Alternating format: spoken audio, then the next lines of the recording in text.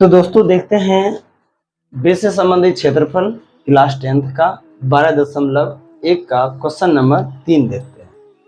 Question number 3 में जो है बता रहा है कि एक तीरंदाजी बना दिया गया है जिसमें एक गोल्ड दिया है, रेड दिया है, ब्लू, ब्लैक और व्हाइट यानी 5 कलर दिया गया है और कह रहा है कि इसमें से गोल्ड का व्यास है 21 सेंटीमीटर।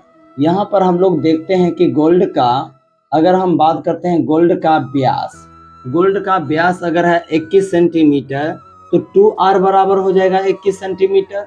तो r बराबर कितना हो जाएगा 21/2 यानी कितना 10.5 सेंटीमीटर हो जाएगा। तो हम उसके बाद देखते हैं क्या होता है कि 10.5 सेंटीमीटर कह रहा है क्या चीज, जितना भी गोलाकार है एक दूसरे के बीच की दूरी कहे या मोटाई कहे या चौड़ाई कह दें 10.5 सेंटीमीटर है। इसका भी 10.5, इसका भी और इसका भी और इसका भी, सबका 10.5 आता है। तो हम देखते हैं कि पहले गोल्ड का क्षेत्रफल निकालते हैं। गोल्ड का क्षेत्रफल होता है पाई आर स्क्वायर।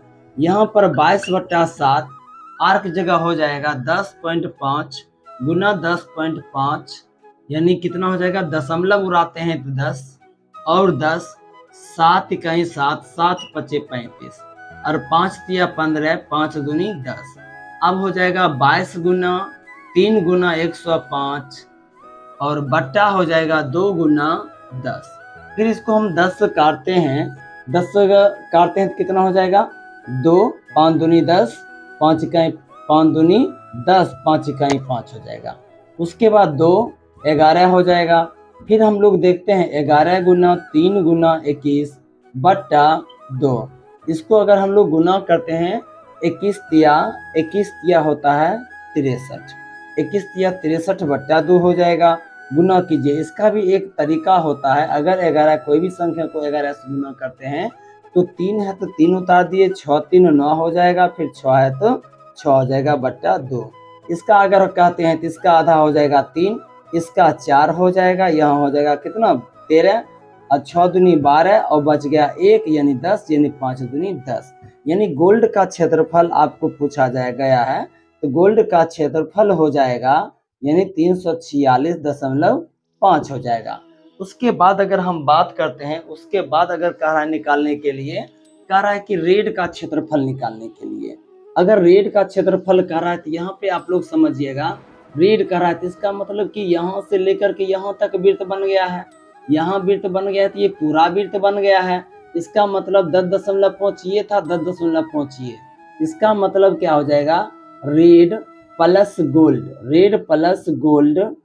गोल्ड का क्षेत्रफल अगर कहा जाएगा तो क्या हो जाएगा यहाँ पर, यानी पाई आर स्क्वायर हो जाएगा।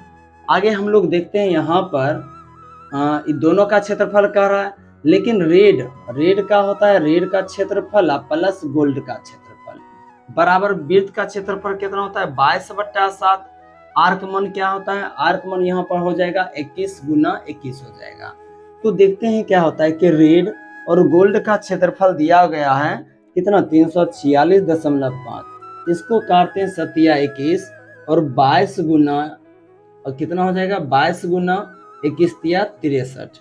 अब देखा जाता है तो रेड बराबर क्या हो जाएगा, इसको अगर गुना किया जाए तो कितना हो जाएगा, गुना हम लोग कर लेते हैं थोड़ा सा, 63 और 22, 3 दूनी 6, 6 दूनी 12, 3 दूनी 6, 6 दूनी 12।